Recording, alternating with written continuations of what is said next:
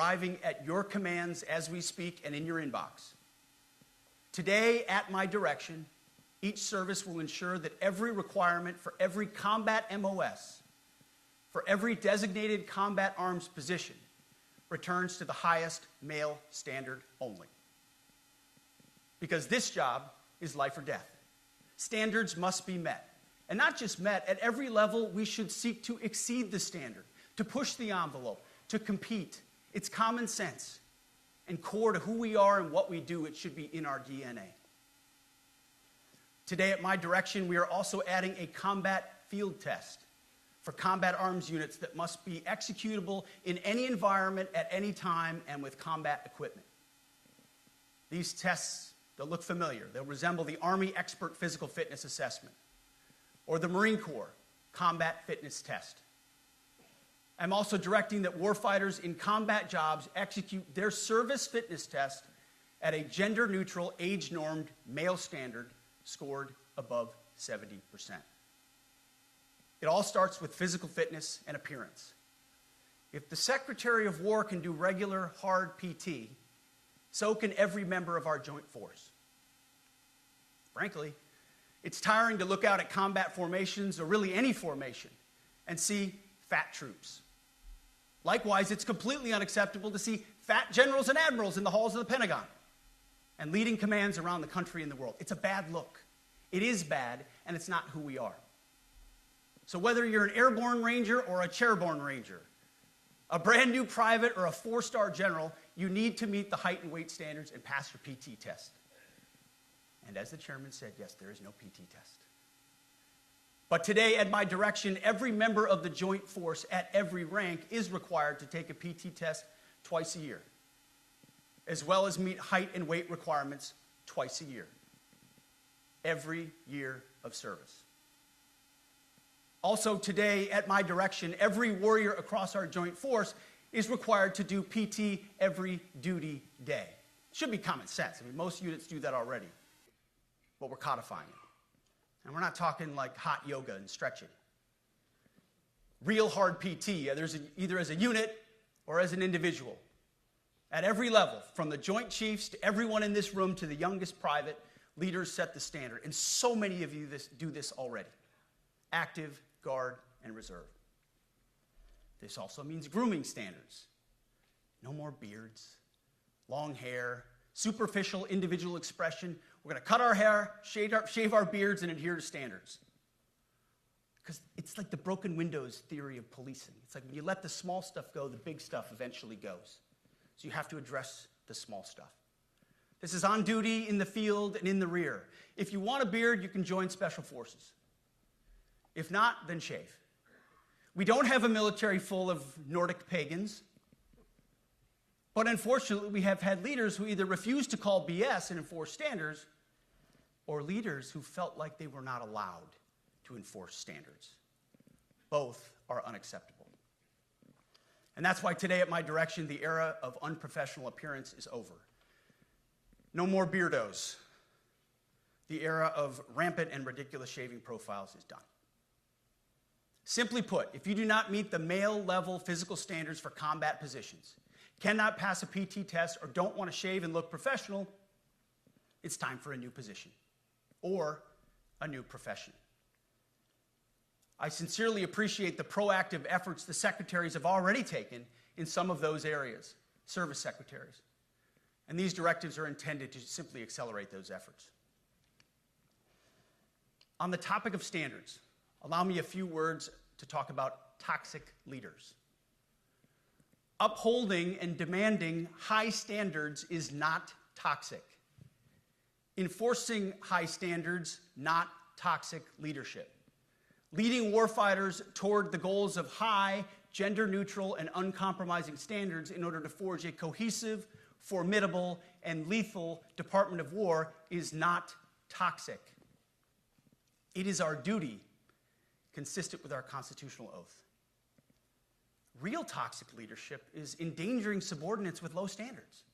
Real toxic leadership is promoting people based on immutable characteristics or quotas instead of based on merit. Real toxic leadership is promoting destructive ideologies that are an anathema to the Constitution and the laws of nature and nature's God, as Thomas Jefferson wrote in the Declaration of Independence. The definition of toxic has been turned upside down, and we're correcting that. That's why today at my direction, we're undertaking a full review of the department's definitions of so-called toxic leadership, bullying, and hazing, to empower leaders to enforce standards without fear of retribution or second guessing. Of course, you can't do like nasty bullying and hazing. We're talking about words like bullying and hazing and toxic. They've been weaponized and bastardized inside our formations, undercutting commanders and NCOs. No more. Setting, achieving, and maintaining high standards is what you all do. And if that makes me toxic, then so be it. Second, today at our direction, we're ensuring that every service, every unit, every schoolhouse, and every form of professional military education conduct an immediate review of their standards. Now, we've done this in many places already, but today it goes across the entire Department of War. Any place where tried and true physical standards were altered, especially since 2015 when combat arms standards were changed to ensure females could qualify, must be returned to their original standard. Other standards have been manipulated to hit racial quotas as well, which is just as unacceptable. This too must end. Merit only. The president talks about it all the time, merit-based. Here are two basic frameworks I urge you to pursue in this process. Standards I call, my staff's heard all about them, the 1990 test and the E6 test. The 1990s test is simple. What were the military standards in 1990? And if they have changed, tell me why. Was it a necessary change based on the evolving landscape of combat? Or was the change due to a softening, weakening, or gender-based pursuit of other priorities? 1990s seems to be as good a place to start as any. And the E6 test. Ask yourself, does what you're doing make the leadership, accountability, and lethality efforts of an E6, or frankly an 03, does it make it easier or more complicated? Does the change empower staff sergeants, petty officers, and tech sergeants to get back to basics? The answer should be a resounding yes. The E6 test, or 03 test, clarifies a lot, and it clarifies quickly. Because war does not care if you're a man or a woman. Neither does the enemy. Nor does the weight of your rucksack, the size of an artillery round, or the body weight of a casualty on the battlefield who must be carried. This, and I want to be very clear about this, this is not about preventing women from serving. We very much value the impact of female troops. Our female officers and NCOs are the absolute best in the world. But when it comes to any job that requires physical power to perform in combat, those physical standards must be high and gender neutral. If women can make it, excellent. If not, it is what it is. If that means no women qualify for some combat jobs, so be it. That is not the intent, but it could be the result, so be it. It will also mean that weak men won't qualify because we're not playing games. This is combat. This is life or death. As we all know, this is you versus an enemy hell-bent on killing you. To be an effective, lethal fighting force, you must trust that the warrior alongside you in battle is capable, truly physically capable of doing what is necessary under fire. You know this is the only standard you would want for your kids and for your grandkids. Apply the War Department Golden Rule, the 1990 test, and the E6 test, and it's really hard to go wrong. Third, we are attacking and ending the walking on eggshells and zero-defect command culture. A risk-averse culture means officers execute not to lose instead of to win. A risk-averse culture means NCOs are not empowered to enforce standards. Commanders and NCOs don't take necessary risks or make tough adjustments for fear of rocking the boat or making mistakes. A blemish-free record is what peacetime leaders covet the most, which is the worst of all incentives. We, as senior leaders, need to end the poisonous culture of risk aversion and empower our NCOs at all levels to enforce standards. Truth be told, for the most part, we don't need new standards. We just need to reestablish a culture where enforcing standards is possible. And that's why today at my direction, I'm issuing new policies that will overhaul the IG, EO, and MEO processes. I call it the No More Walking on Eggshells policy. We are liberating commanders and NCOs. We are liberating you. We are overhauling an inspector general process, the IG, that has been weaponized, putting complainers, ideologues, and poor performers in the driver's seat. We're doing the same with the equal opportunity and military equal opportunity policies, the EO and MEO at our department. No more frivolous complaints, no more anonymous complaints, no more repeat complainants, no more smearing reputations, no more endless waiting, no more legal limbo, no more sidetracking careers, no more walking on eggshells. Of course, being a racist has been illegal in our formation since 1948. The same goes for sexual harassment. Both are wrong and illegal. Those kinds of infractions will be ruthlessly enforced. But telling someone to shave or get a haircut or to get in shape or to fix their uniform or to show up on time or to work hard, that's exactly the kind of discrimination we want. We are not civilians. You are not civilians. You are set apart for a distinct purpose. So we, as a department, need to stop acting and thinking like civilians and get back to basics and put the power back in the hands of commanders and NCOs. Commanders and NCOs who make life and death decisions. Commanders and NCOs who enforce standards and ensure readiness. Commanders and NCOs who, in this War Department, have to look in the mirror and have to pass the golden rule test. My kids, your kids, America's sons and daughters. So I urge you all here today and those watching, take this guidance and run with it. The core of this speech is the 10 directives we're announcing today. They were written for you, for Army leadership, for Navy leadership, for Marine Corps leadership, for Air Force leadership, Space Force leadership. These directives are designed to take the monkey off your back and put you, the leadership, back in the driver's seat. Move out with urgency because we have your back. I have your back. And the Commander-in-Chief has your back. And when we give you this guidance, we know mistakes will be made. It's the nature of leadership. But you should not pay for earnest mistakes for your entire career. And that's why today, at my direction, we're making changes to the retention of adverse information on personnel records that will allow leaders with forgivable, earnest, or minor infractions to not be encumbered by those infractions in perpetuity. People make honest mistakes, and our mistakes should not define an entire career. Otherwise, we only try not to make mistakes, and that's not the business we're in. We need risk takers and aggressive leaders and a culture that supports you. Fourth, at the War Department, promotions across the Joint Force will be based on one thing: merit. Colorblind, gender-neutral, merit-based. The entire promotion process, including evaluations of warfighting capabilities, is being thoroughly re-examined. We've already done a lot in this area, but more changes are coming soon. We'll promote top-performing officers and NCOs faster and get rid of poor performers more quickly.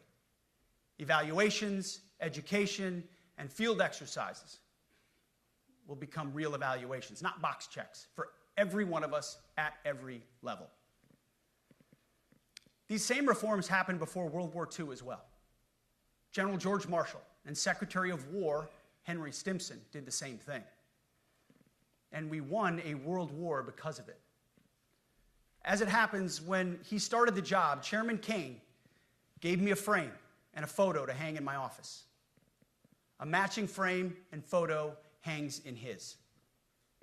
It's a photo of Marshall and Stimson preparing for World War II. Those two leaders famously kept the door open between their offices for the entirety of the war. They worked together, civilian and uniform, every single day.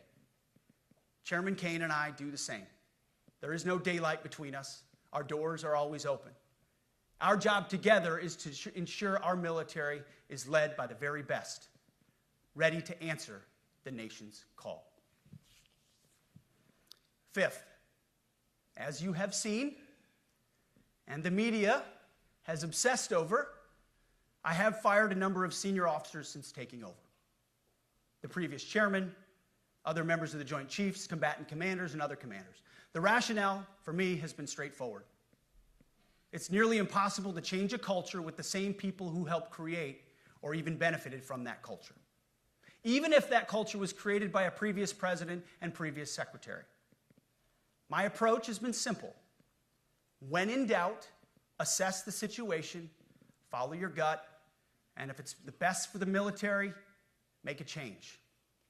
We all serve at the pleasure of the president every single day.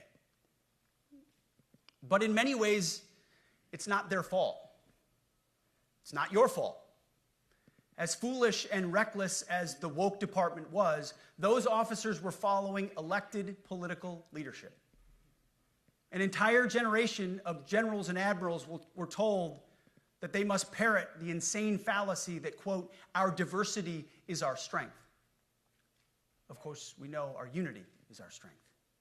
They had to put out dizzying DEI and LGBTQI+ statements. They were told females and males are the same thing, or that males who think they're females is totally normal. They were told that we need a green fleet and electric tanks. They were told to kick out Americans who refuse an emergency vaccine. They followed civilian policies set by foolish and reckless political leaders. Our job, my job, has been to determine which leaders simply did what they must to answer the prerogatives of civilian leadership, and which leaders are truly invested in the woke department, and therefore incapable of embracing the War Department and executing new lawful orders. That's it. It's that simple.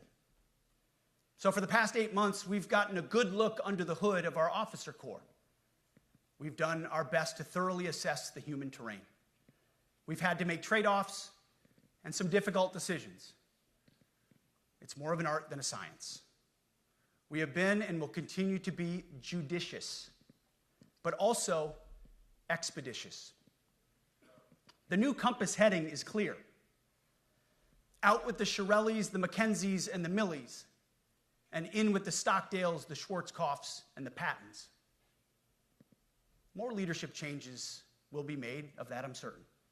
Not because we want to, but because we must. Once again, this is life and death. The sooner we have the right people, the sooner we can advance the right policies. Personnel is policy. But I look out at this group, and I see great Americans. Leaders who have given decades to our great republic, at great sacrifice to yourselves and to your families. But if the words I'm speaking today are making your heart sink, then you should do the honorable thing and resign. We would thank you for your service. But I suspect, I know, the overwhelming majority of you feel the opposite. These words make your hearts full. You love the War Department because you love what you do, the profession of arms. You are hereby liberated to be an apolitical, hard-charging, no-nonsense, constitutional leader that you joined the military to be. We need you locked in on the M, not the D, the E, or the I, not the DEI or the DIE of dime. By that I mean the M, military, of the instruments of national power. We have entire departments across the government dedicated to diplomatic, informational, and economic lines of effort. We do the M. Nobody else does. And our GOFOs need to master it in every domain and every scenario. No more distractions, no more political ideologies, no more debris. Now, of course, we're going to disagree at times. We would not be Americans if we didn't. Being a leader in a large organization like ours means having frank conversations and differences of opinion.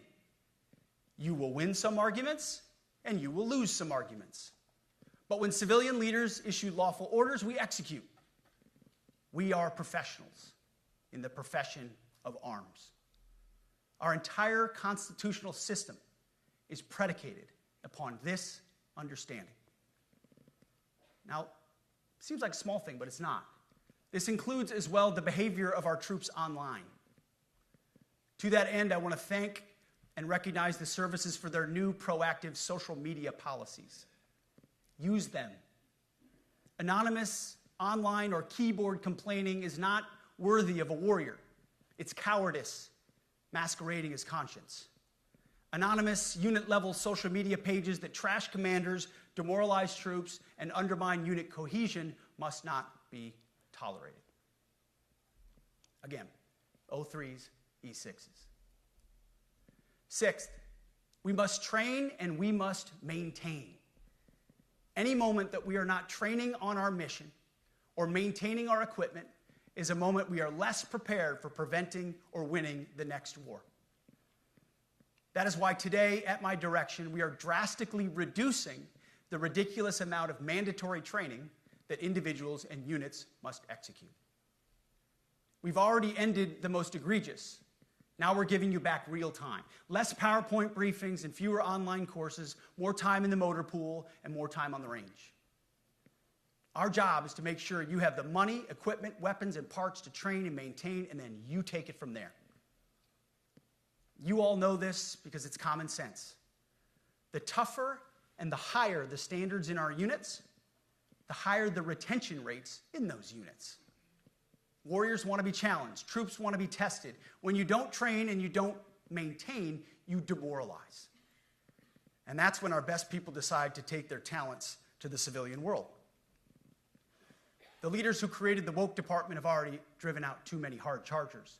We reverse that trend right now. There is no world in which high-intensity war exists without pain, agony, and human tragedy.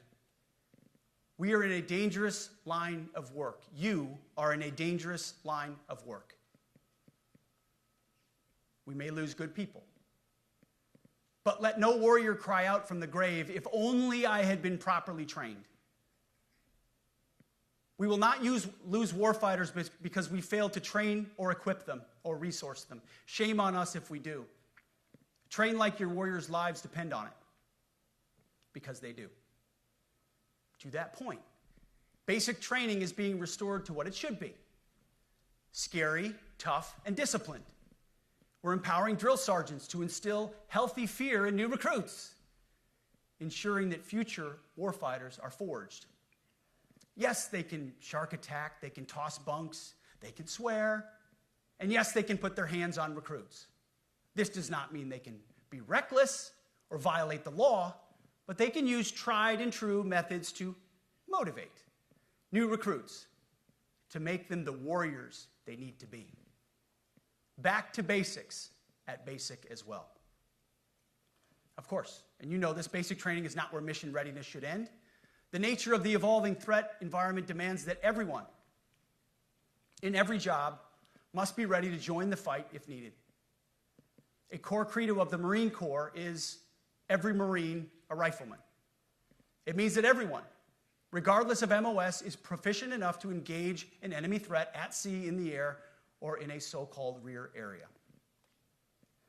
We need to ensure that every member of our uniformed military maintains baseline proficiency in basic combat skills, especially because the next war, like the last, will likely not have a rear area.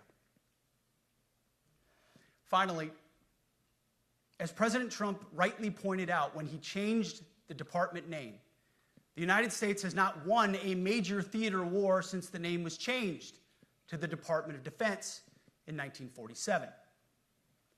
One conflict stands out in stark contrast: the Gulf War. Why? Well, there's a number of reasons, but it was a limited mission with overwhelming force and a clear end state. But why did we execute and win the Gulf War the way we did in 1991? There's two overwhelming reasons. One was President Ronald Reagan's military buildup gave an overwhelming advantage.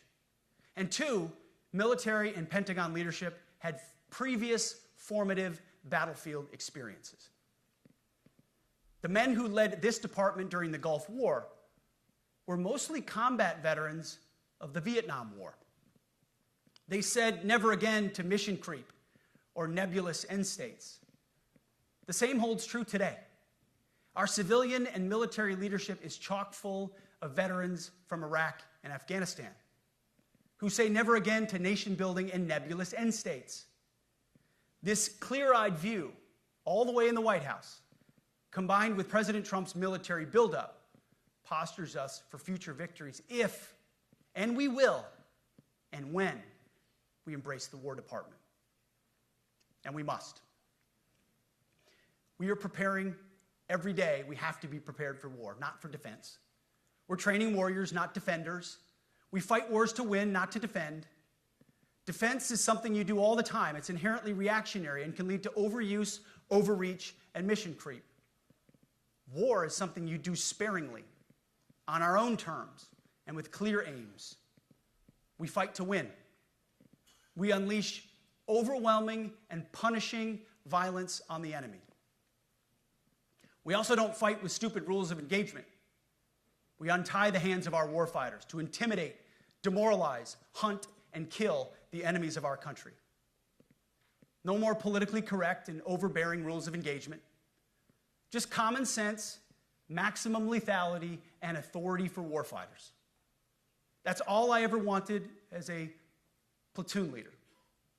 And it's all my E6 squad leaders ever wanted, back to that E6 rule. We let our leaders fight their formations, and then we have their back. It's very simple, yet incredibly powerful. A few months ago, I was at the White House when President Trump announced his Liberation Day for America's trade policy. It was a landmark day. Well, today is another Liberation Day. The liberation of America's warriors, in name, in deed, and in authorities. You kill people and break things for a living. You are not politically correct and don't necessarily belong always in polite society. We are not an army of one. We are a joint force of millions of selfless Americans. We are warriors. We are purpose-built, not for fair weather, blue skies, or calm seas.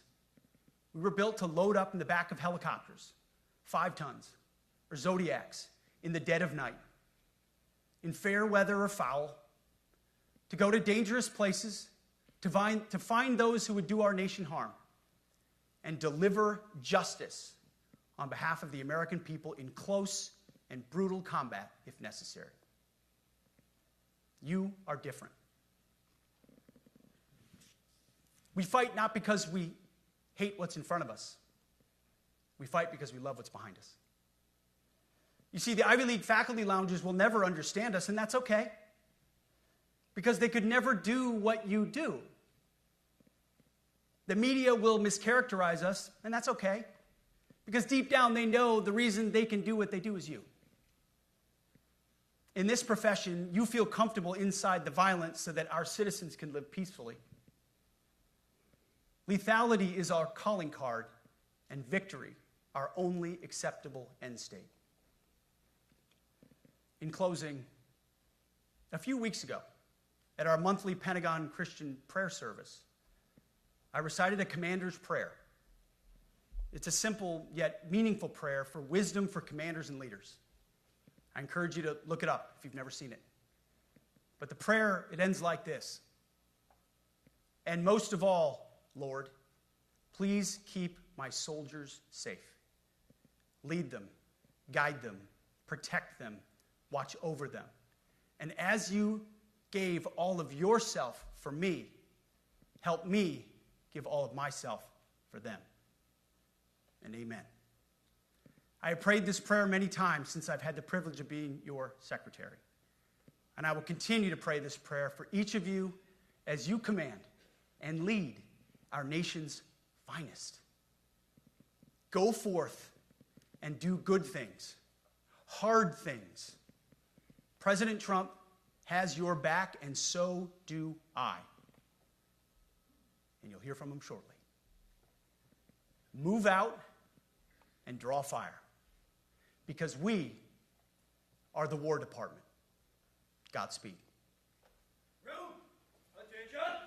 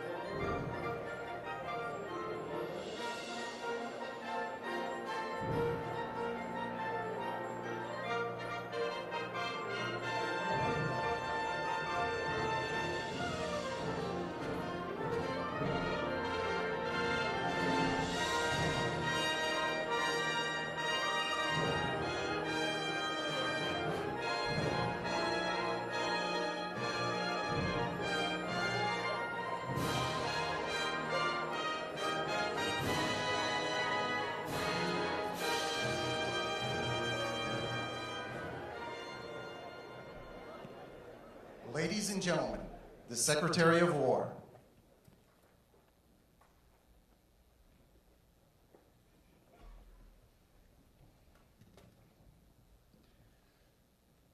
Well, you've heard from me, so now it's the main event, our Commander-in-Chief. I have the privilege every single day of watching him put America first, of ensuring that our warfighters have everything they need.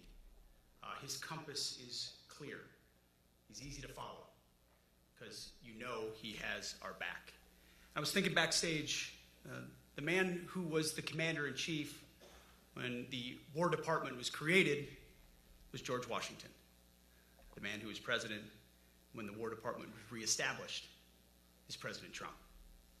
And when he found out about this gathering of senior leaders, he said, I would be honored to come in order to address and thank the incredible Americans who defend our nation. He has a heart full of gratitude and love for what you do, and we get a chance to see it every day. And I'm honored that this morning you all firsthand get to see it as well. So ladies and gentlemen, join me in welcoming the 45th and 47th President of the United States, our Commander-in-Chief, Donald J. Trump.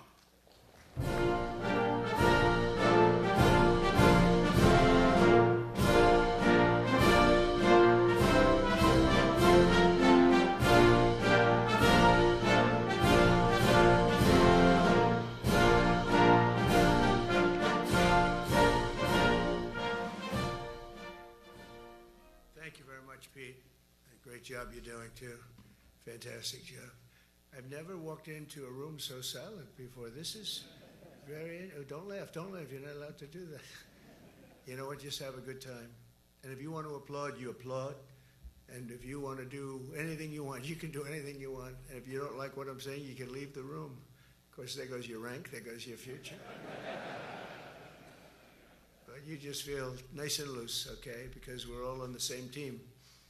And I was told that, sir, you won't hear a murmur in the room.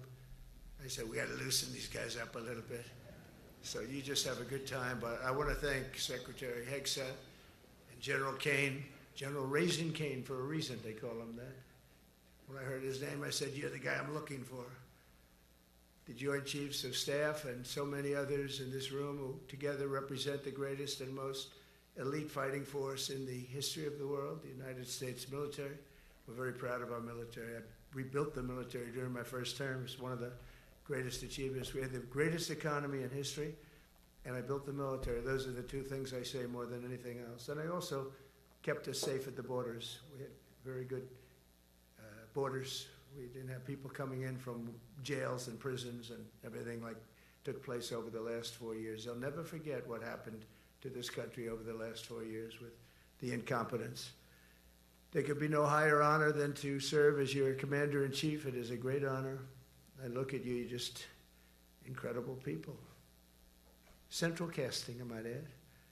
To each and every one of you, I thank you for your unwavering devotion to the armed forces and to the country that we've all sworn a sacred oath to defend. We all have that oath, every one of us. I'm thrilled to be here this morning to address the senior leadership of what is once again known around the world as the Department of War. I know Pete spoke about it. He gave a great speech, I thought. Great speech. I don't want him to get so good. I hate that. You know? No, I hate it. I almost fired him. I said, you can't, I don't want to go on after that. No, he gave a great speech, but he talked about Department of War. We were sitting there. I said, didn't it used to be called the Department of War? And he goes, yes, sir. They changed it like in the early 50s. So we won the First World War. We won the Second World War. We won everything in between and everything before that. We only won.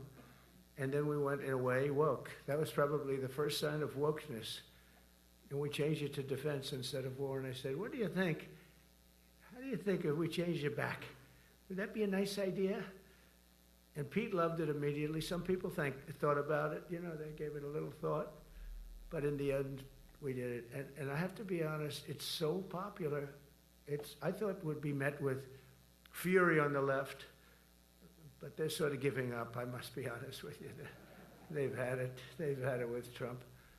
They've been after me for so many years now. Here we are. Here we are. Come to the White House anytime you'd like. No, they've given up. They're bad, a lot of bad people. But all over, that's been so popular. It's been very popular. I really thought that we were going to have to sort of fight it through. There's been no fight. There's been no fight. Like what I called the Gulf of America, the Gulf of America, because to me it was always the Gulf of America. I could never understand. We have 92% of the frontage. And for years, actually 350 years, they were there before us. It was called the Gulf of Mexico. I just had this idea. I'm looking at a map. I'm saying, we have most of the frontage. Why is it Gulf of Mexico? Why isn't it the Gulf of America? And I made the change, and it went smoothly. I mean, we had a couple of fake news outlets that refused to make the change. And then one of them, AP, took us to court, and we won. And the judge, who was a somewhat liberal judge, said, the name is the Gulf of America, because AP refused to call it the Gulf of America. They wrote, they're not a good outfit, by the way. They call it the Gulf of Mexico. I said, no, the Gulf of America is the name.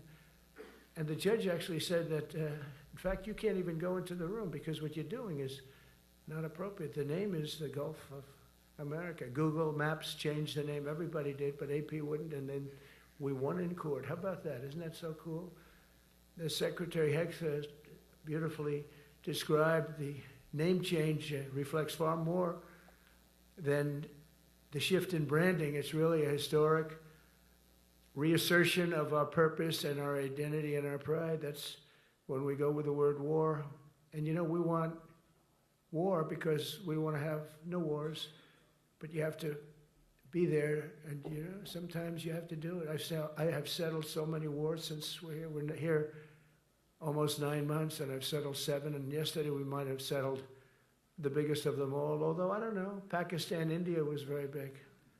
Both nuclear powers, I settled that.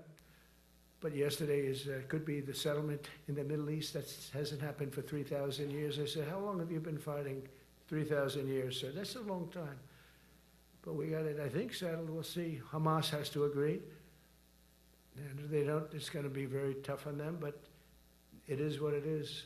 But all of the Arab nations, Muslim nations have agreed. Israel has agreed. It's an amazing thing. It just came together. War is very strange. You know, you never know what's going to happen with war.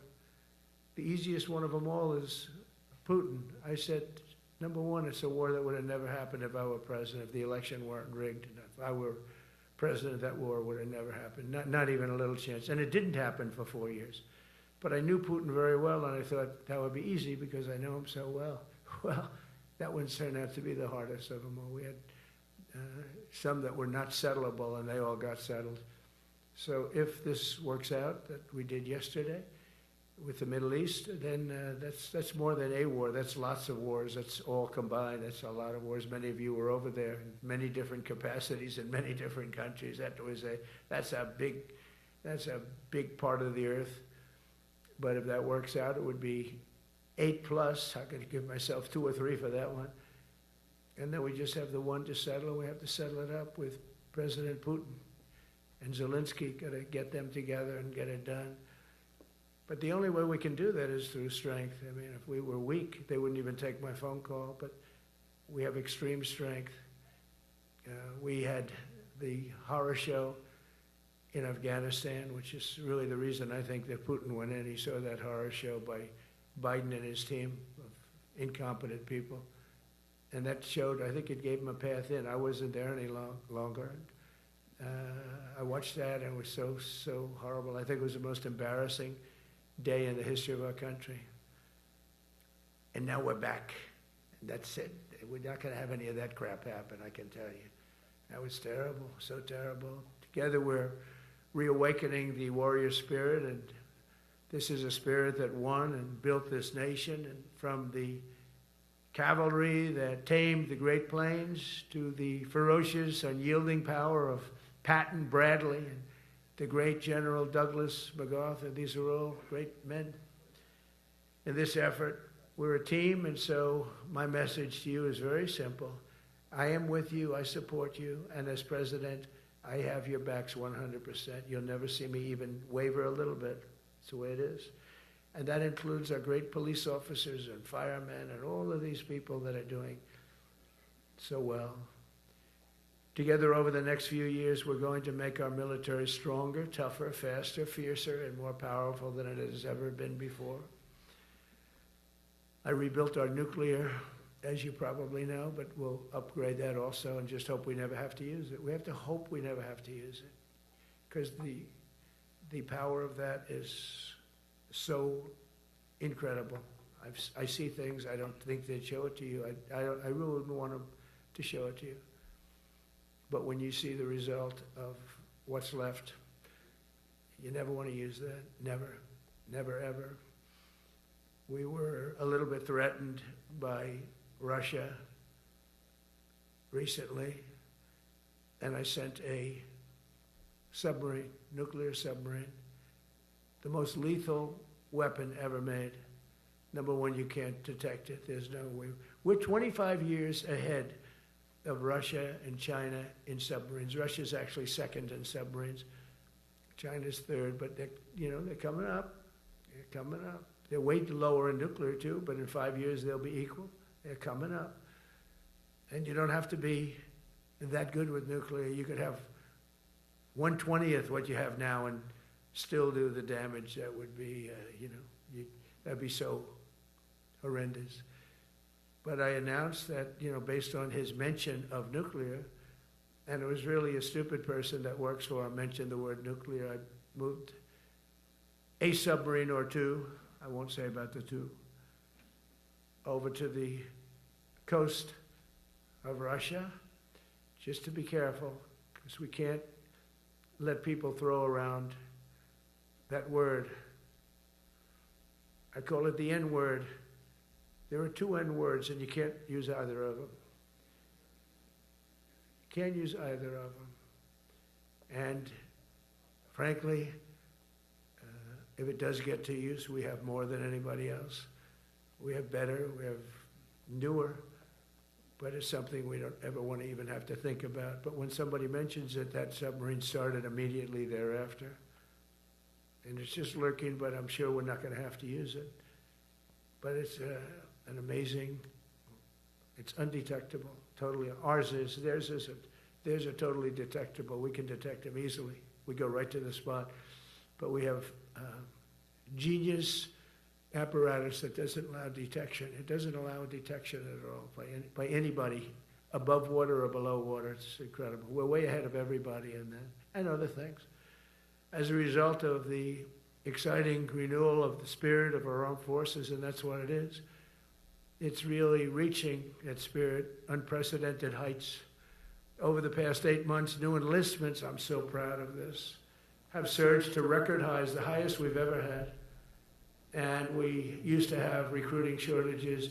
If you remember, about 1.5 years ago, I was at the beginning stage of a campaign, and things came out that you couldn't get people to join the armed forces. And by the way, the police also.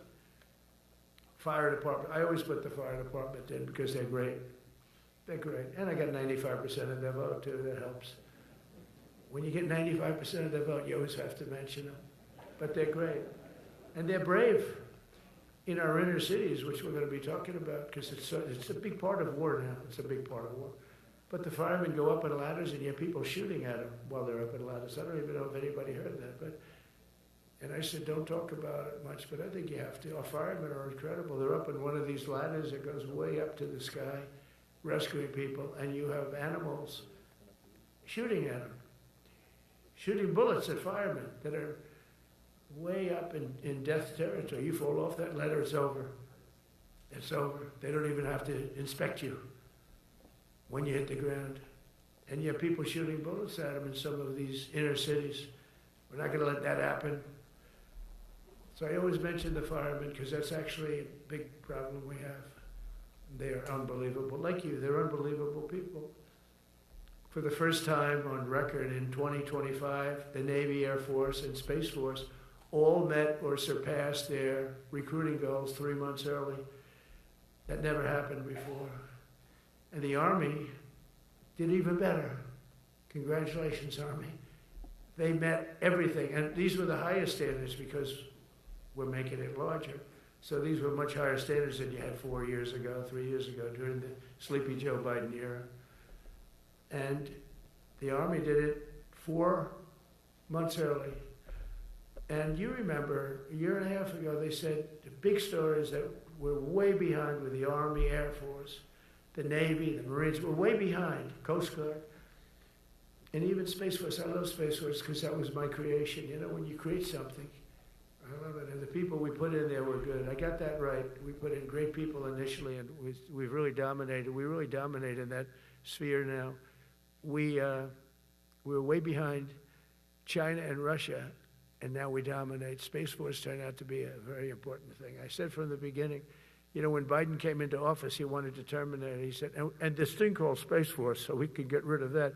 And he got hammered by the people in this room for even suggesting it, because it's very important, one of the most important.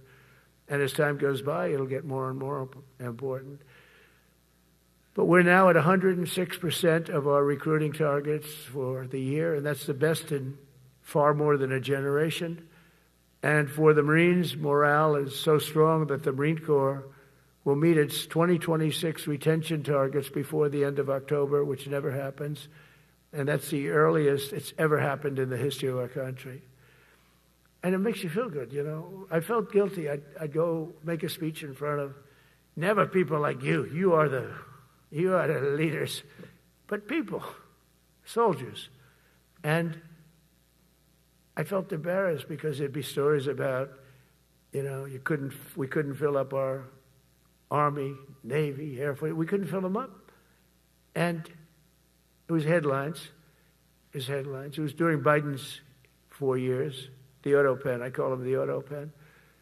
It's, how would you like to have your thing signed by an auto pen? You know, when I have a general and I have to sign for a general because we have beautiful paper, the gorgeous paper, I said throw a little more gold on it. They deserve it.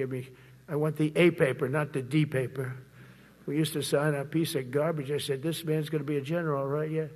I don't want to use this. I want to use the big, beautiful, firm paper.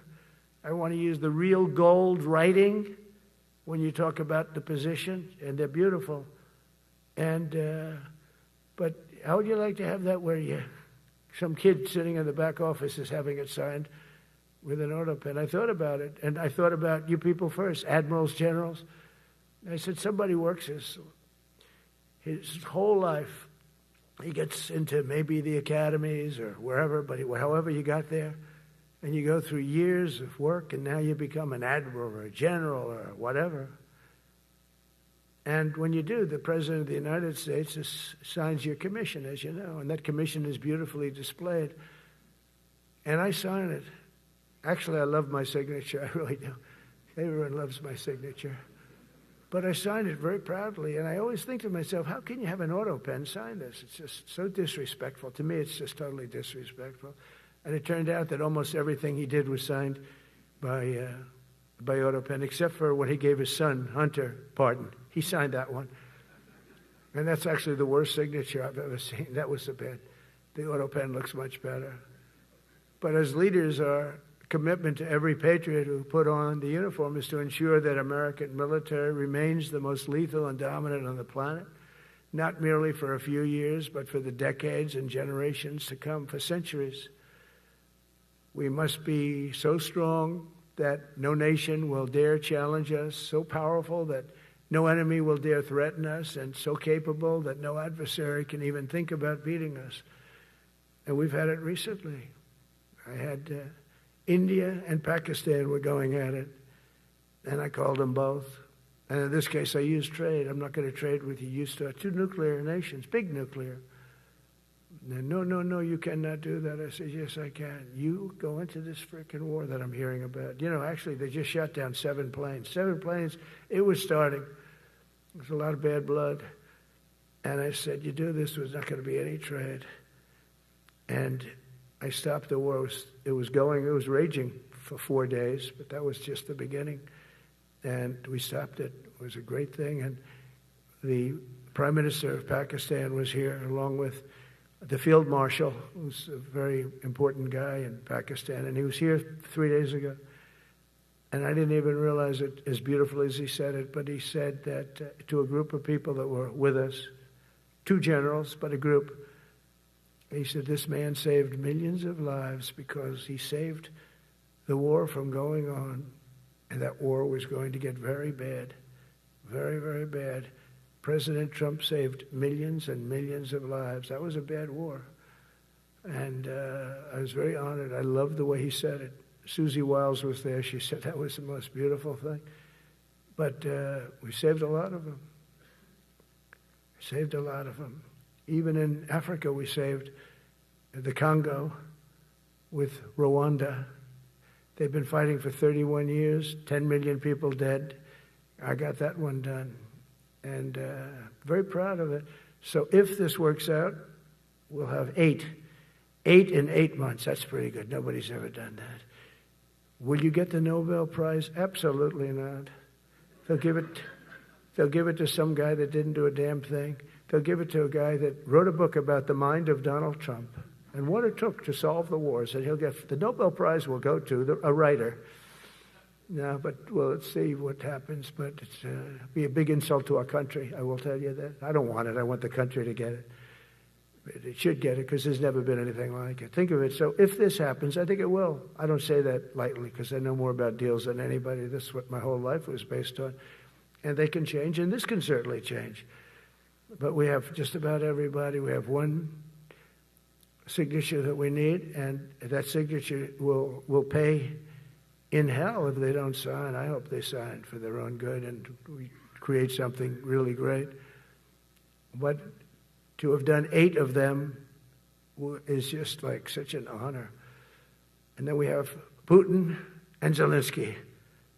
The easiest one of them all. I said, that one I'll get done. I thought that was going to be first. The others were much harder, some of them. Azerbaijan this was going on for 36 years. They said, it's not solvable, sir. Don't do it. I said, I will do it. I will do it. And I got on the phone with the 2 countries. They were great. They were great. I knew immediately. I knew as soon as I started talking to them, we're going to solve that war. And we did. Now they're so happy. Now they're friends. One said he's been president for 32 years, 22 years. He said, for 22 years, I did nothing but kill his people. They were in the room together at the Oval Office. And they started off spread like this. I have the beautiful Resolute desk. And one was here, and one was here. You couldn't get further away. That's the furthest I've ever seen 2 people in front of me. And as the hour went by, they got closer, closer, closer. And at the end of the hour, we had it done. And they hugged and hugged and hugged. And I said, that's so nice, and you're going to remain friends. And I spoke to them, one of them the other day. He said, no, he's now my friend.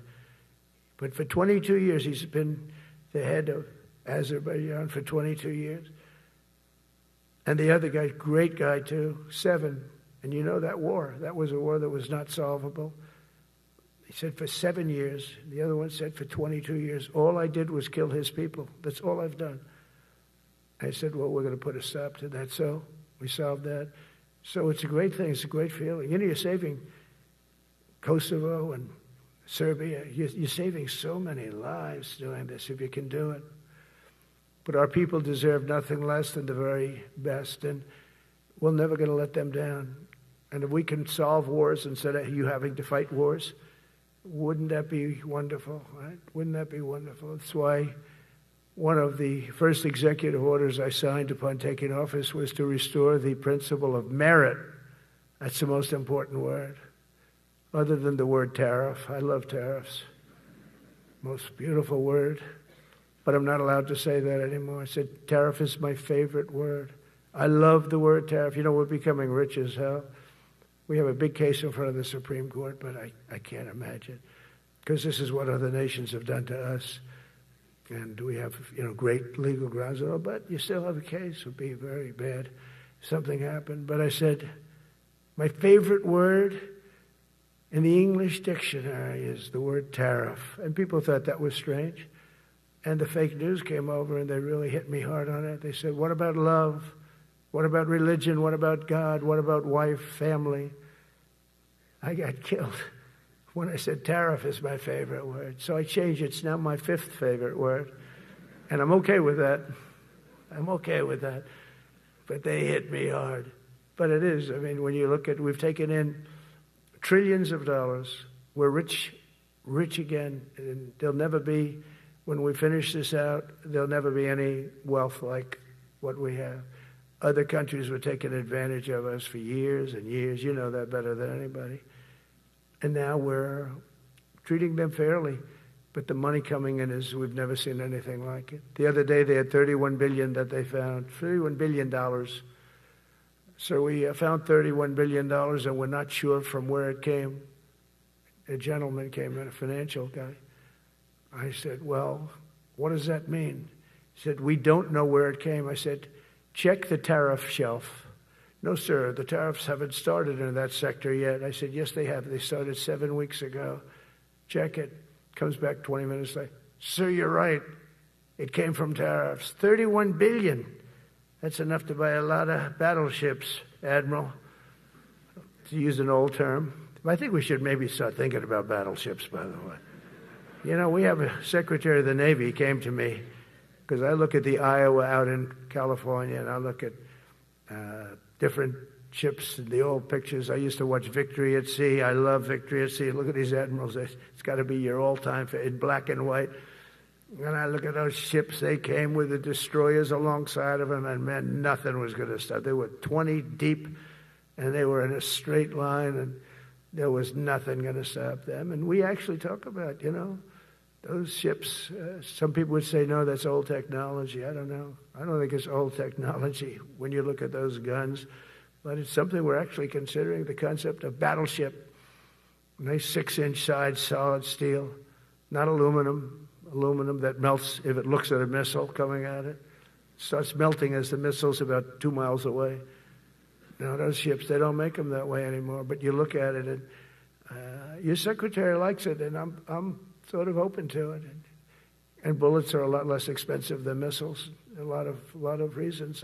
I should take a vote, but I'm afraid to take that vote because I may get voted out on that one. But I tell you, it's something we're seriously considering. There were powers. There were big powers. They were just about as mean and scary as you could be. And so we're looking at that. One of the biggest cases that we won was the decision of the United States Supreme Court to allow us to proceed on the word merit. Merit. So those two words are right up there. So this is, I would say, the opposite, if you ask for a definition, the opposite of political correctness.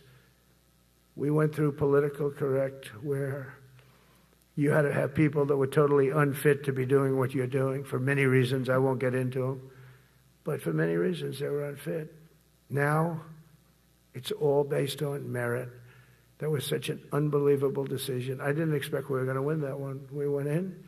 We said we needed it. We went in for colleges, you know, where kids with a C average are getting into the best colleges, and the kids with A averages won't get in. And kids with the highest boards and the highest marks and the best marks couldn't get into the best schools. And people that had not good boards and not very good marks, I mean, okay, but nothing special, they were getting into our best colleges. I said, this is just crazy. You can't run a country like this. And it was lingering for years, and it got to the Supreme Court, and we won that decision. Merit, everything's based on merit. You're all based on merit. We're not going to have somebody taking your place for political reasons because they are politically correct, and you're not. We take the people that are going to do the best job. That's all. It's very simple. And that's the way our country was built. We were built on merit. We got away from it for a long time. And everyone understands it. And it was done. It was approved. I give great credit to the Supreme Court because I thought they had tremendous courage. I didn't think they'd do that. That was tremendous. I give them maybe for that decision almost more than anything because it's a hard decision to make. It's really hard. The apparatus of our country was not set up for merit. It was set up for political correctness. And you can never be great if you're going to do that. And we're going to be greater than we ever were before. We're bringing back a focus on fitness, ability, character, and strength. It's because the purposes of American military is not to protect anyone's feelings. It's to protect our republic, and it's the republic that we dearly love. It's to protect our country. We will not be politically correct when it comes to defending American freedom, and we will be a fighting and winning machine. We want to fight, we want to win, and we want to fight as little as possible. You have to count on people like me to keep you out of wars, because we don't want to go into wars. Many of the wars that I just told you about, we could have entered those wars and settled them in a different way, lose a lot of our troops. And we could have settled them, I guess, differently. Maybe not, actually. Actually, you might not have been able to settle them. We just would have been in the middle of a lot of firepower. But when we do need it, you're going to be so ready. And you know it. But very importantly, with that goal in mind, I've committed to spending over $1 trillion on our military in 2026, and that's the most in the history of our country. $1 trillion. That's a lot of money. I hope you like that. Ma'ams and sirs, I hope you like it. That's a hell of a lot of money. We have the best of everything. Every branch is seeing major investments, and as I announced in the Oval Office in March, we are rapidly moving forward with the first ever 6th generation fighter jet. I didn't name it. I did not name it. Boeing came in and they said, "Sir, this is our submittal. It's the greatest fighting jet ever done." And you know, they're testing all these planes, all the companies are testing, and this one tested like through the roof. And they said, "We'd like to name it the F-47. I said, "All right, let me think about it." Then after thinking for about 2 seconds, I said, "Okay." You know what that means, 47. I'm 47. So I'm 45, 46, and 47, you know, if you think about it. I just don't want the credit for 46. I don't want to have their open borders and people coming in from all over the world, including jails and mental institutes. I don't want that on my record, but I like having it. We're investing tens of billions of dollars in modernizing our nuclear deterrence capabilities like never before. And we've begun construction on what we call the Golden Dome missile defense shield. It'll be the most sophisticated in the world. You watched it do well until they had some problems at the end with a little bit of a lack of ammunition, defensive ammunition, but they've got that taken care of. But I tell you, it's what we're doing is so good, and we deserve it. You know, we help other countries with it. We don't have it ourselves. And Canada called me a couple of weeks ago. They want to be part of it. To which I said, "Well, why don't you just join our country? You become 51, become the 51st state, and you get it for free." So I don't know if that made a big impact, but it does make a lot of sense. It actually makes, because they're having a hard time up there in Canada now, because as you know, with tariffs, everyone's coming into our country. We have more investment than we've ever had before, $17 trillion coming in. As an example, in 4 years, Biden didn't have $1 trillion. We have $17 trillion more than that in 8 months coming in. And they're coming in from Canada, Mexico, from Europe, from all over. AI, auto plants. Everybody's coming back to the United States. Under my budget, we will be expanding the U.S. Navy by at least 19 ships next year, including submarines, destroyers, assault ships, and more. And it's going to be much more than that as we go along, because we basically don't build ships anymore. We do build submarines, but we don't build ships. Do you know in the Second World War, they were freighters and different types, but we were doing a ship a day, and now we don't do ships. And I'm not a fan of some of the ships you do. I'm a very aesthetic person, and I don't like some of the ships you're doing aesthetically. They say, "Oh, it's stealth." I say, "That's not stealth." An ugly ship is not necessary in order to say you're stealth.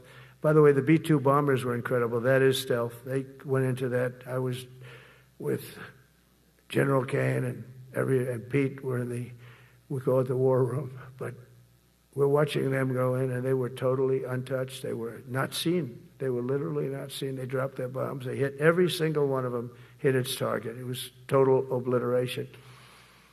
CNN, when we came back, fake news CNN, oh, their camera just went off. You know, their camera, every time I mention them, they turn the camera off because it's never good. They say, this is a problem. But I don't blame them. You're better off keeping it off. But they have some scammer reporter who started saying, without any knowledge, said, he may not have hit the targets as well as they thought. It may not have been obliteration. He did hit the targets. You know, they got to give us a little credit, right? It was obliteration, it turned out. The Atomic Energy Commission said it was obliteration. They had, not only did they hit the target, they had these chutes. And think of this here. Way up in the sky, there was no moon. It was dead dark. You couldn't see a thing. You couldn't see them. But they had, I guess, a beam going right into these chutes. Every single one of those bombs went right down those chutes into a granite mountain. I think it's the last time they're going to build air chutes. They had these air chutes that were nice, beautiful. They were meant for us. But it was total obliteration. And now they give us credit for that. But these people were phenomenal. I tell you, for the Air Force people here, you can be very proud. That B-2, we just ordered a lot of new ones and updated ones, but I'd take the other ones. Let me tell you, they couldn't have worked any better. So they flew for 37 hours total, back and forth, no stops, no nothing. We had 52 tankers loading them up, and that's a job I wouldn't necessarily want too much, flying a tanker, loaded up with hundreds of thousands of gallons of fuel. I don't know if I'd do that job. I asked the question, what happens if it gets hit? Sir, you don't want to know about that, right? I don't want to know about that. But those guys, they just hear us. They're incredible. I had them all to the Oval Office. We had the B-2 pilots and a lot of the people, even the people that took care of them, the maintenance people, just as important. We had them all to the White House, gave them a big party on the lawn, brought some of them into the Oval Office. But on top of all this, we'll deliver a hard-earned pay raise of 3.8% to every soldier, sailor, airman, Coast Guardsman, Space Guardman, and Marine, something you weren't getting from the past administration. They did not treat you with respect. They're Democrats. They never do. Not only are we rebuilding our great strength, but for the first time in years, my administration is actually using that strength to defend the core and vital interests of America, and very simply, we are putting America first. And I have since I've been elected. I've always put America first. It's sort of simple, you know, when you think. My campaign was run on common sense, and we did great. We got the highest numbers ever received. In terms of districts, you know, they have it broken up. 2,500 versus 525. We won every swing state. We won the popular vote. We won everything. We won everything. You have to take a look at the map. It's almost entirely red, except there's a little blue line on each coast, and I think that's going to disappear too. We did really great, and part of it is because of our success with the military, the rebuilding of the military, the vote that I got from the military, and they're vicious people, you know, that we have to fight, just like you have to fight vicious people. Mine are a different kind of vicious, but they spread all these horrible, you know, they made up statements and said what I said about everything, but even about the military. But fortunately, the military didn't believe it. It's hard. You know, they make up a statement and they said, you say it. We had 25 people that said he never said that. 25. We had 25 affidavits. And they said, well, we're going with it anyway. You know, these sleazebags. And that's why the press is really losing all power, because people aren't believing it. We need an honest press. We need borders. We need borders, we need an honest press, we need fair elections. I mean, those three things.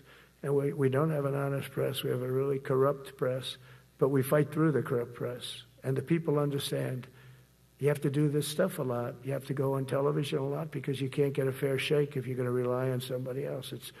They don't understand. They've destroyed the image of media now is at the lowest point it's ever been.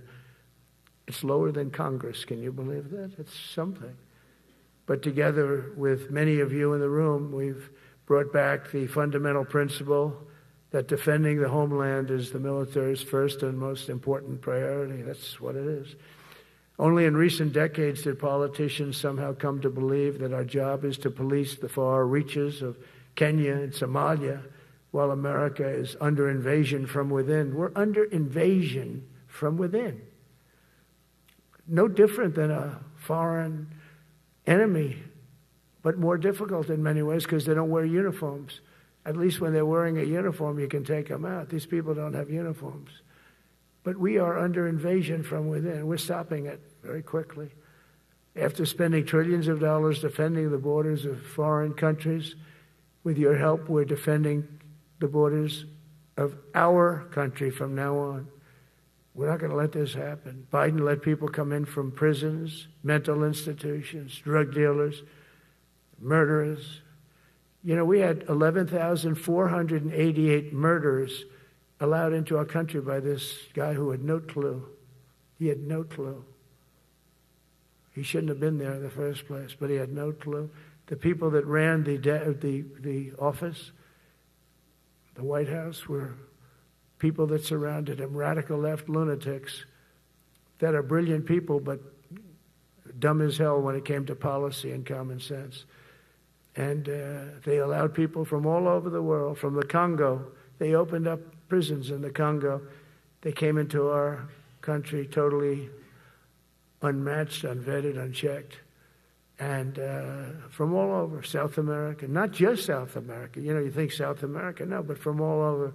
A lot came in from Venezuela. Venezuela emptied its prison population into our country. That's why they have Tren de Aragua, one of the worst gangs ever.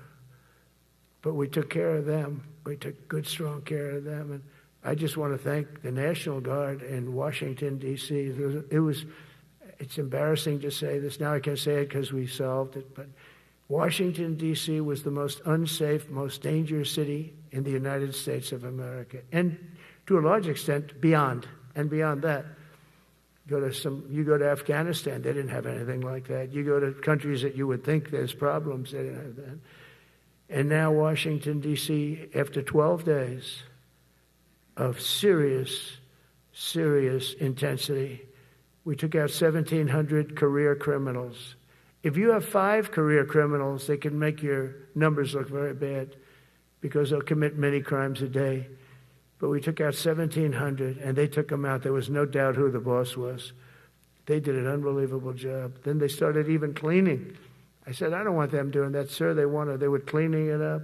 I drove through it 2 days ago. It was beautiful. People are walking down the street holding hands, man and wife, coming from Iowa. They're not worried about being shot. Washington, D.C. is now a safe city. In fact, I went out to dinner with my crew. I haven't done that. In theory, I wouldn't do it. And I felt totally safe. And nobody's been attacked. Nobody's been hurt. Washington, D.C. went from our most unsafe city to just about our safest city in a period of a month. We had it under control in 12 days, but give us another 15, 16 days. It's perfect. And people other than politicians that look bad, they think, the Democrats run most of the cities that are in bad shape. We have many cities in great shape too, by the way. I want you to know that. But it seems that the ones that are run by the radical left Democrats, what they've done to San Francisco, Chicago, New York, Los Angeles, they're very unsafe places. And we're going to straighten them out one by one. And this is going to be a major part for some of the people in this room. That's a war, too. It's a war from within. Controlling the physical territory of our border is essential to national security. We can't let these people in. We had no people enter in the last 4 months. 0. Even I can't believe that. We had millions coming in, pouring in. 25 million all told. And of those 25 million, many of them should never be in our country. They would take their worst people and their people from prisons and jail, and they'd put them in a caravan and they'd walk up. CNN was interviewing one person. Oh, why are you coming? I want freedom. Good. Were you in jail? Yes. For what? Murder. He said, you had to see this anchor, a young woman. She's like, I couldn't believe. She'll probably lose her job. But because the left doesn't want to hear that. But we're running it based on common sense and based on love of our country. But I want to salute every service member who has helped us carry out this critical mission. It's really a very important mission. And I told Pete we should use some of these dangerous cities as training grounds for our military, National Guard, but military. Because we're going into Chicago very soon. That's a big city with an incompetent governor, stupid governor, stupid. They threw him out of his family business. He was so stupid. I know the family. He becomes governor. He's got money. Not money that he made, but he ran for governor, he won, and now he criticizes us all the time. And last week they had 11 people murdered, 44 people shot. The week before that they had 5 people murdered, 28 people shot. Every weekend they lose 5, 6. If they lose 5, they're considering it a great week. They shouldn't lose any. You shouldn't lose any. This is civilization. And he's always up there saying, we're in very good shape. We don't need the military. No, they need the military desperately. How about Portland? Portland, Oregon, where it looks like a war zone. And I get a call from the liberal governor. Sir, please don't come in. We don't need you. I said, well, unless they're playing false tapes, this looked like World War II. Your place is burning down. I mean, you must be kidding. Sir, we have it under control. I said, you don't have it under control, Governor, but I'll check it, and I'll call you back. I called her back. I said, this place is a nightmare. It's certainly not the biggest, but it's one of the worst. It's brutal. They go after our ICE people, who are great patriots and tough job too, but they love it. They love it because they're cleaning up our country. And so you look at some of the things where they took over parts of Seattle. They actually took over a big percentage of Seattle. Think of that. You remember that. That was a while ago. And I sent in the troops, and they were gone. As soon as I sent them in, when we send in the troops, if you have a real leader that says you got to do what you have to do, I put that out the other day. You got to do what you got to do because we don't want our people hurt as they stand by. I was watching during Biden, there were troops standing up like this, brave, standing up at attention, the way I should stand all the time. And I'm like this, and people are standing, and their mouth is this far away from their mouth, and they're spitting at them, and they're screaming at them. And that soldier standing there, he wants to knock the hell out of the person, but he's not allowed to do anything. So they just stand there, and they get abused, and a woman was this far away from his face, and she starts spitting in his face, and he's not allowed to do anything. If it's okay with you, generals and admirals, I've taken that off. I say, they spit, we hit. Is that okay? I think so. They spit, it's a new thing. They spit, we hit. How about the cars, where the cars are coming out? They get brand new cars, Border Patrol, ICE, beautiful, nice new cars. And they're driving along, and they have to go through a gauntlet of rocks being thrown at the car. So here's this beautiful brand new car. By the time it goes 100 yards, it's destroyed. These guys have pretty good arms, some of them. And they're throwing bricks at full force into the window and into the car. It looks like it's a war zone. And I said, never let that happen again. From now on, if that ever happens, and I say it here, you get out of that car and you can do whatever the hell you want to do. Because those people are you can die from that. Those bricks go through the windows. You can die. They'd like it to. They'd like it to go through the window. But this was a couple of months ago. They just kept driving, and bricks are hitting the car. And I said, why aren't they stopping? Because they were under orders from the past administration, never stop. But that's different with us. We stop. And since I gave that order, we haven't had that problem. It's very interesting. It's amazing. It's just like in Venezuela. You've seen the boats going. We can't find any more boats. They're carrying drugs, massive. Every boat kills about 25,000 people. That's what they have. They had fentanyl mostly and a lot of other drugs. And we take them out, and we've taken out 4. And it's on air. Everybody gets to see it. Not that we like to do that, but every boat kills 25,000 on average, 20. Some people say more. You see these boats, they're stacked up with bags of white powder. That's mostly fentanyl and other drugs too. And now we have a problem. General Kane says, sir, there are no boats out there. Not even fishing boats. They don't want to go fishing. I don't blame them. There'll be no fishing today. But it's amazing what strength will do, because all we want to do is stop drugs from flowing into our country. It's destroying. We lost 300,000 people died last year. Everybody knows, friends, many friends probably, that you lost a child or adults too, but you lost a son or daughter because of what's coming into our border, and we're making it very hard. Oh, and we haven't even started yet. Last month I signed an executive order to provide training for quick reaction force that can help quell civil disturbances. And this is going to be a big thing for the people in this room because it's the enemy from within, and we have to handle it before it gets out of control. It won't get out of control. Once you're involved at all, they all joke. They say, oh, this is not good. You saw it in Washington. We had gangs of Tren de Arag with 10, 12, 15 kids, and these military guys walk up to them, and they treat them with disrespect, and they just got pounded. They just got pounded. The gang just pounded. Then thrown into paddy wagons and taken back to their country. Some are so dangerous we don't want to even do that because we don't want to, some of stone cold murderers, we don't have the confidence. Even though they're not coming back very easily, we don't have the confidence. We put them in jails. But these service members are following in a great and storied military tradition, from protecting frontier communities to chasing outlaws and bandits in the Wild West. And our history is filled with military heroes who took on all enemies, foreign and domestic. You know that phrase very well. That's what the oath says, foreign and domestic. Well, we also have domestic. George Washington, Abraham Lincoln, Grover Cleveland, George Bush, and others all used the armed forces to keep domestic order and peace.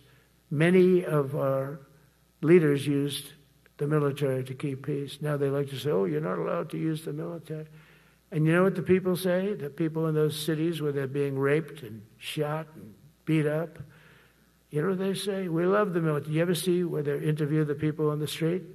I've never seen somebody say they don't, unless they're radical and paid off, because a lot of these insurrectionists are paid by, whether it's Soros or other people, but they're paid by the radical left. So today I want to thank every service member from general to private who has bravely helped us secure the nation's capital and make America safe for the American people. It's amazing. The whole world is watching. Everybody in the White House, they come up to me, young women, sir, thank you. I know immediately what they're thanking. They don't have to say it. They walk to work now to the White House. We haven't had a crime in Washington in so long because we got the careers. We call them the careers. We got these lunatics out, and they'll never be any good. You know, I hate to tell this to the liberal media. You could spend time with them. You could do whatever you want. You could send them to the finer schools, which they couldn't get into anyway, mentally. They couldn't get in, but no matter what you do, they'll never be good. They're bad. They're career criminals. I don't know, maybe they were born that way. Some people don't like me to say that, but maybe they were. Certainly some were. Together with the leaders here today, we're also restoring a needed focus on defeating threats in the Western Hemisphere. Throughout this region, cartel terrorists have been allowed to wage a relentless campaign of death and destruction on our country, all because we had weak leadership on top. And we did a great job with it first term, but this is something else what we're doing now. We're taking it to the next level, probably next level times 3. But we had COVID come up, and we had to take care of that. We did a great job with COVID. We had the therapeutics, it was just Regeneron, so many things we did for COVID. But we had to focus on that, and every other country in the world was being decimated by COVID. So we had to change gear a little bit to take care of that. But under our leadership, the military is now the knife's edge in combating this sinister enemy. We have to put the traffickers and cartels on notice, and we've done that. And we put them, a lot of them, we've called them a terrorist organization, which is actually a big thing to do. Nobody's done it, but I've done it with a lot of them. It gives you a tremendous advantage. If you try to poison our people, we will blow you out of existence, because that's the only language they really understand. That's why you don't see any more boats on the ocean. You don't see any boats. Around Venezuela, there's nothing. As president, I will never hesitate to defend our people from threats of violence, from the horrible plague that's taking place from within the Iran nuclear power, the Iran, all of the great power that we thought existed, we blew it out to kingdom. We took advantage of it, and we just really took advantage of it, and it was a beautiful thing to see, and that's what military power can achieve. That's why I chose Raising Cane. He's fantastic, by the way. I hope you all agree. If anybody disagrees, could I please have your hand? Who disappears that Raising Cane is no good? Just raise your hand. I don't see any hands raised. All right. That means you're okay. That means that he's okay now, but I saw his results. You know, he took out ISIS. I was told it was going to take 4 years. It took 4 weeks. I went to see him, and he took him out in 4 weeks, knocked him out, knocked him to hell.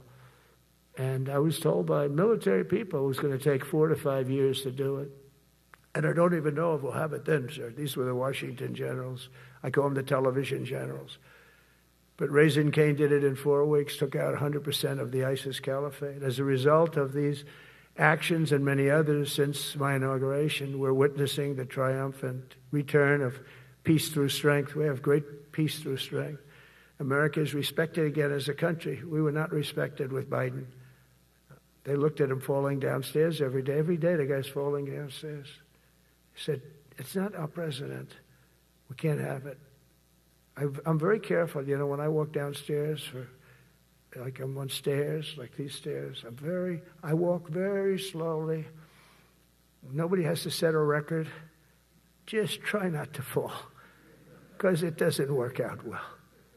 A few of our presidents have fallen, and it became a part of their legacy. We don't want that.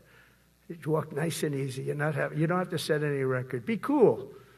Be cool when you walk down, but don't bop down the stairs. So one thing with Obama, I had zero respect for him as a president, but he would bop down those stairs. I've never said, da-da-da-da-da-da, bop, bop, bop. He'd go down the stairs, wouldn't hold on. I said, it's great. I don't want to do it. I guess I could do it. But eventually, bad things are going to happen, and it only takes once. But he did a lousy job as president. A year ago, we were a dead country. We were dead. This country was going to hell. We were dead in every way, from immigration to military. We didn't have the weapons. We were given everything to Ukraine. We had nothing. And by the way, I have to tell you, now, as you know, I went over and I met with NATO, and NATO raised from 2 to 5, which everyone said 5% of GDP. Millions and now trillions of dollars are pouring in. They didn't pay the 2% because they know we were there to pay it. And now they paid the 5%. That's trillions of dollars. And we're not spending any money on that war, not 10 cents. We sell our equipment to NATO. NATO pays us for the equipment, and they give it to Ukraine or whoever they give it to. They can keep it, but we're not involved. We have no money going out. Biden gave $350 billion. Not sustainable. $350 billion. And we have a war that should have never started. But we're not doing that anymore. So I just want you to know we're selling equipment. Our people are buying equipment. They are buying the equipment at full price, a fair price. So I don't want to say we're making money, because I don't want to be making money on a war. It's too many people dying. They're losing 7,000 soldiers a week. A lot of them are Russian soldiers, but between the two countries, mostly soldiers, by the way. Sometimes, you know, in Kiev, they'll lob a missile in or some drones in, kill some people. But mostly it's soldiers. Russia and Ukraine are losing 7,000 souls. And, you know, they're not American. They're not us. They're not you. We have a special obligation. But they're soldiers. They're young people. They leave their parents. They wave goodbye. And then 2 days later, they're blown up so unnecessarily. And so that's the primary reason I want to get it done. We got to get it done. It's crazy what's going on. That's the worst war that there's been since World War II. The number of soldiers that are being killed there is just crazy. From 5,000 to 7,000 soldiers die a week. Think of that. So I think we'll get that done. But that's turned out to be the toughest one. I'm so disappointed in President Putin. I thought he would get this thing over with. He should have had that war done in a week. And I said to him, you don't look good. You're 4 years fighting a war that should have taken a week. Are you a paper tiger? And it's a shame, but I think eventually we'll get that one done, just like in theory, I want to knock on wood, because you never know.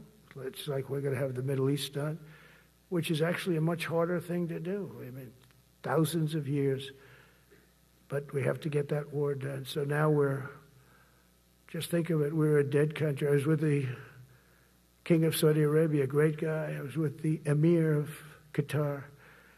I was with the great leadership of UAE. I was over there. We brought back $2 trillion and more. They ordered 200 planes, Boeings. They ordered so much, and they were great. But they all said essentially the same thing. They said, 1 year ago, you were a dead country, and now you're the hottest country anywhere in the world. We're the hottest country in the world right now. The absolute hottest country in the world. There's nobody even close. Putin said that to me. We met in Alaska, had a good meeting. Then he went back and started sending drones into Kiev. I thought we had a good meeting. But it's one of those things. But we were a dead country a year ago, and now we're the hottest country anywhere in the world. Think of that. You can be proud of that. And you must have felt like hell when you have a wife or a husband at home, and you used to read the numbers that we can't get people to join the Army, Navy, Air Force, Marines, Coast Guard. You must have felt like, I have a job that nobody wants. That doesn't feel good. Well, now you have a job that is brimming over with people wanting it. They want it. And you're able to get a much higher quality because now you have your choice. You want so many. And we're going to have many, many people that aren't going to be able to join because of the fact that we don't need them at this moment. But think of it, what a difference that is from, I could just imagine 2 years ago, you're reading front page articles in the New York Times, of course, and Wall Street Journal. They always give us unfair stories. But they played it so big. They were playing it so big. Nobody wants to join the Army, the Marines, the Air Force. They don't want to join. They don't want to join the Coast Guard at all. Nobody wants to join. Nobody wants to join our police forces. Our police forces also. It's almost went hand in hand. And I used to say, boy, I'm speaking in front of the military today, and it's embarrassing because I'm speaking in front of people who have a job that other people don't want, but now you have a job that everybody wants. So I think that has to make you feel good. It's one of the reasons I love being here today, because I wanted to say that. I have to say that. Everybody wants to be in the Army, the Navy, the Air Force, the Marines.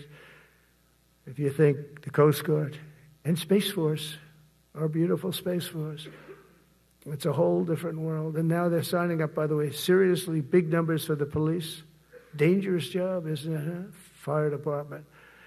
But that's the paving the way for progress once thought almost impossible. I mean, a year ago, you wouldn't have thought that was possible. A year ago, they were talking about making the military smaller because they can't get the people to join. We're thinking about making it larger because we have so many people. And it's nice to be able to cut people because of merit that aren't really qualified for any reason, a physical reason, a mental reason. You don't have to take them anymore because you have the pick of the litter. And they all want to be with you. They all want your job. They want to be with you. They want to work with you. They'll even take your job, Got to be a little bit sharp. You got to watch it. But everybody wants to be doing what you're doing now. What a difference when I speak to you, and I can say that as opposed to a couple of years ago when I was talking to rooms where they were desperate to get people and they couldn't get them. What a difference a presidential election can make. That's all it is. It's just a presidential election. Yesterday at the White House, we put forward a plan for peace in Gaza. We announced it, and we're going to create something that was my idea, but unfortunately I got drafted. It's going to be called the Board of Peace, and it's going to reign over that territory, and we're going to get that done. And they asked if I'd be the chairman of the Board of Peace. I wasn't counting on that. I had the idea for the Board of Peace. But I'd said yes, and I guess because of that, every leader, everybody wants to be on the board of peace. And we're going to watch over that very volatile part of the world and keep it non-volatile so you don't have to get involved. We want to save you for other things or save you for nothing from that standpoint. We don't want you fighting wars, but if you have to, you're the most lethal fighting force in the world. And I would say that even 2-3 years ago, but now I say it with great enthusiasm. It's so true. And we're striving tirelessly to end the terrible war in Ukraine. And as you know, we're also working hard to get the allies to share more of the burden of our defense. Much of that has really already taken place. But all NATO members have committed to the increase that I talked about. Think of that. That was unthinkable. It used to be 1%, then we got it up to 2% in my last term. And they did not like it. And now I got it to 5%. And I get along great with all of them.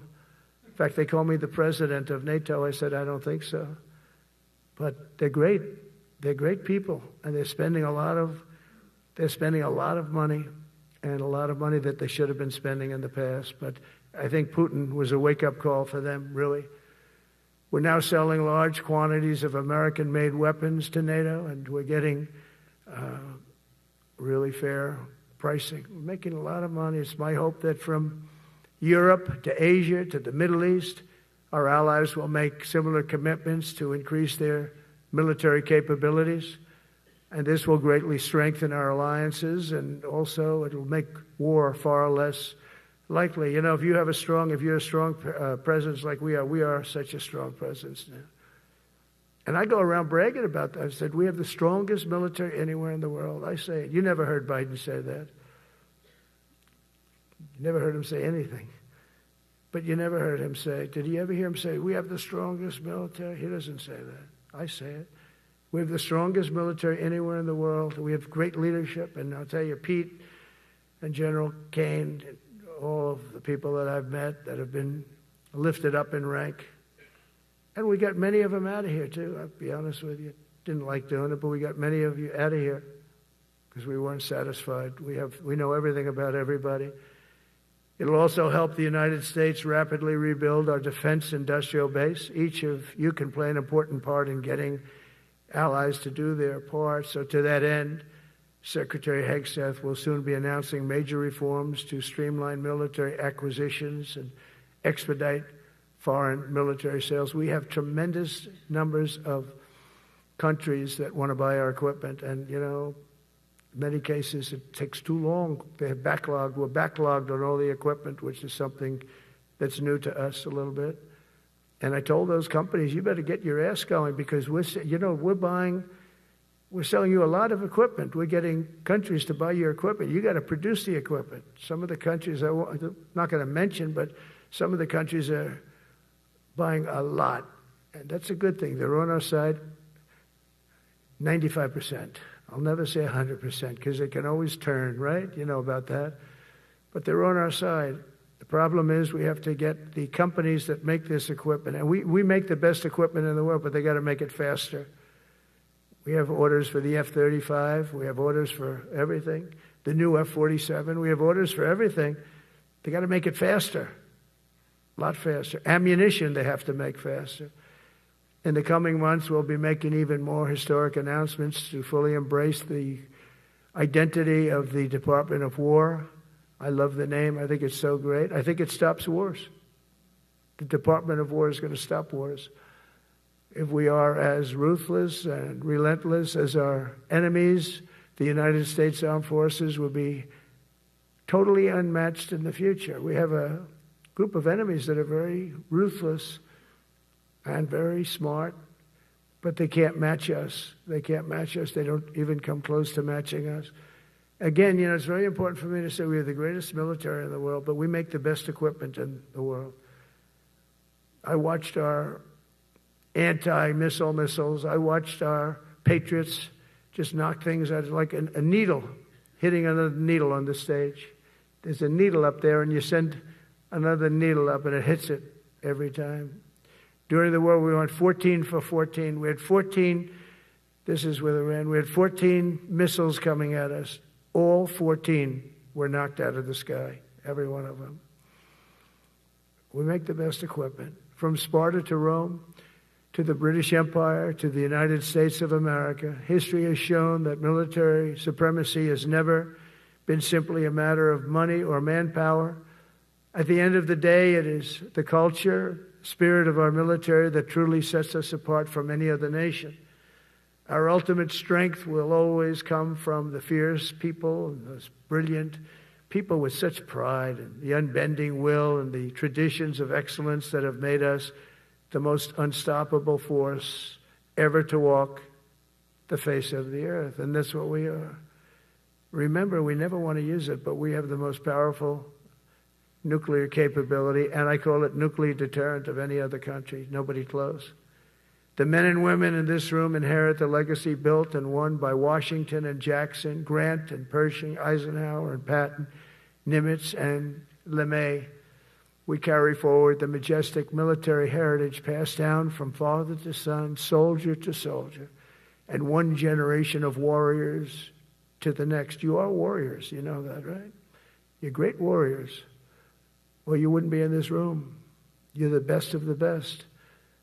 From Concord Bridge to Fort McHenry, from Gettysburg to Manila Bay, from Normandy to Sicily, and from the jungles of Vietnam to the dusty streets of Baghdad, America's military has charged into hellfire, climbed up jagged mountains, crossed roaring oceans, and thundered across open deserts to defend our flag, our freedom, and our homeland.